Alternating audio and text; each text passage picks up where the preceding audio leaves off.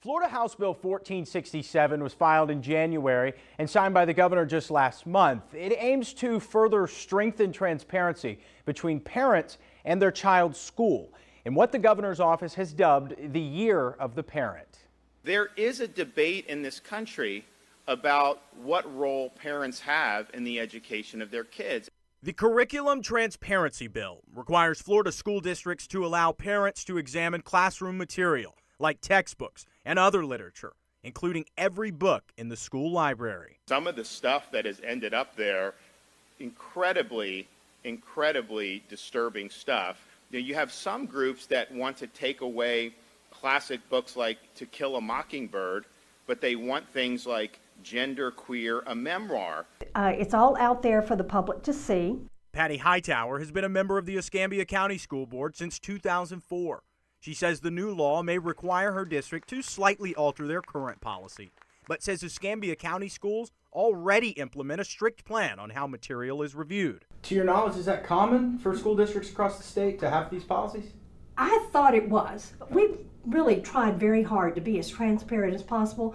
We have had a policy on the books since before I got on the school board. I feel like that most of the legislation comes because somewhere somebody may perceive that it doesn't exist. Sure. You know, because our parents know the stuff, right, but maybe people outside the school district don't. As a very involved parent before I served on the school board, I've always known that there's a process for parents to be involved in that.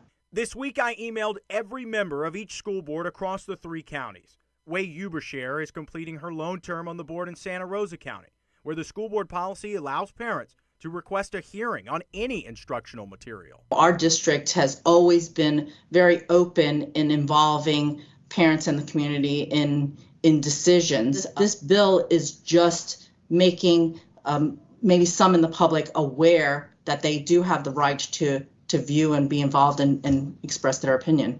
But the other major component to the bill, 12-year term limits for school board members. I don't know that I've ever got involved in school board races before, but we'll be involved this year. And Patty Hightower happens to be the longest tenured board member across Escambia, Santa Rosa, and Okaloosa counties. The governor says that he's a big believer in term limits for school board members. Are you?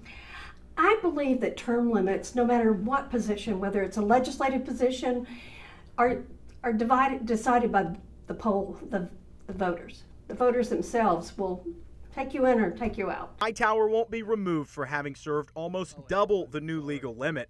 The 12 years starts after Election Day, meaning if Patty Hightower, for example, is reelected at the end of her term, she can preside on the board through 2036. Will you seek another term on the board? I don't know. Now, Hightower says the real crisis begins with the teacher shortage, something we've touched on in this segment before, and many believe is partly due to teacher burnout from the pandemic. This letter was mailed to me by an alleged anonymous teacher in Northwest Florida and sheds light on that exact issue in her district.